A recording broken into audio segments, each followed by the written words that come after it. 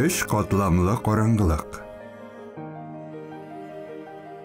İzgi Kur'an ayetlerinde galem, böcekler, hayvanlar, dingizler hakkında gana tugel, kişi turunda da yollar tabarga mümkün. Kur'an'da adamның nişik barlıkka kelüvi hem ana karnında nindi üsüş stadiyaları kişiruvi turunda aytila. El-Zümer suresinin 6. ayetinde tübendeki yollar var. Ol sizni analarınızın karnında bir yaraltılış, ardından ikinci bir yaraltılış bilen 3 türlü karangılık içinde bar ide. Rabbiniz bulgan Allah şunday, hakimlik anakagana. Ondan başka hiçbir ilah yok. Nişik siz haman ona ibadetten yeşiresiz. Bu ayetlerden görgenibizçe, kişi yaralgısı dünyaya kelgençige kadar 3 stadiya aşağıza. Onda karangılıkның 3 katlamına işaret ettirgan fi zulumatin selasin degan g'ibara bor. Nindi karangılıkның 3 katlamı turunda söz barasın.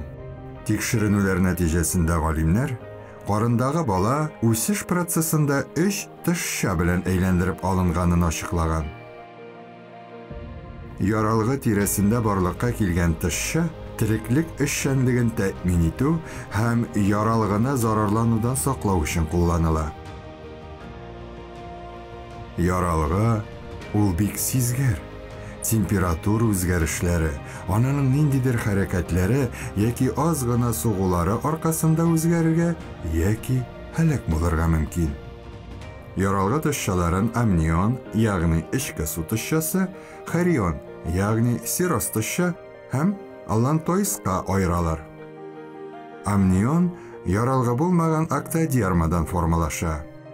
Ol sıyıqlıq bilen tulgan hem berilini saklagış minder bularak yuta, basımını tigizli, embriyonga amniyotik perdenin yapışuğundan saklay, hem yaralgıga bu tışşada irekli hareket iterge mümkünlük bile.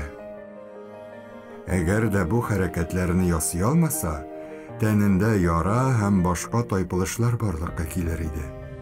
Tışkı yakta nindigine temperaturu bulmasın, sıyıqlıq жыланы tigiz bule, hem balanın temperaturusu 31 gradusna teşkil edi.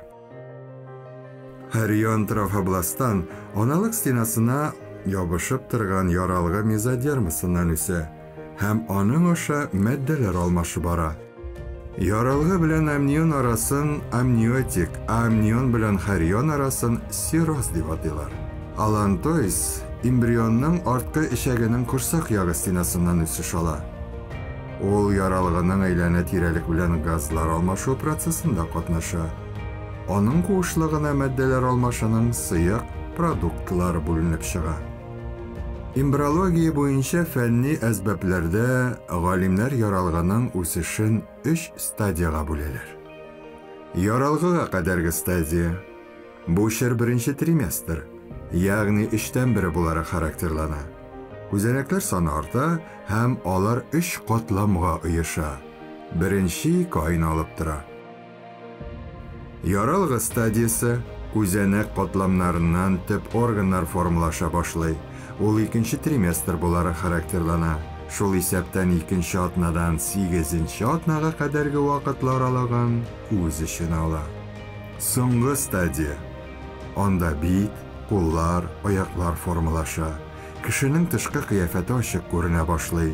3. trimestr 8. atnadan alıp bala tuğuğa kadar devam edi.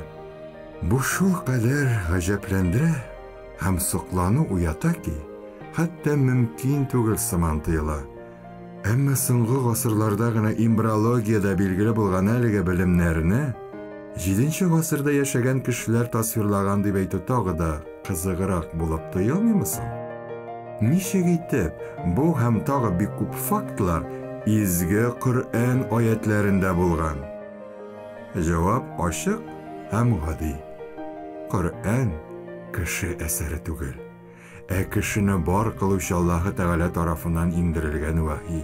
Ul şit gözlerden, 3 katlı karangılıkta yaşirilgenini, balaga uzgandan alıp tuğan mizgilge kadargı stadiyaları turunda bilüşü.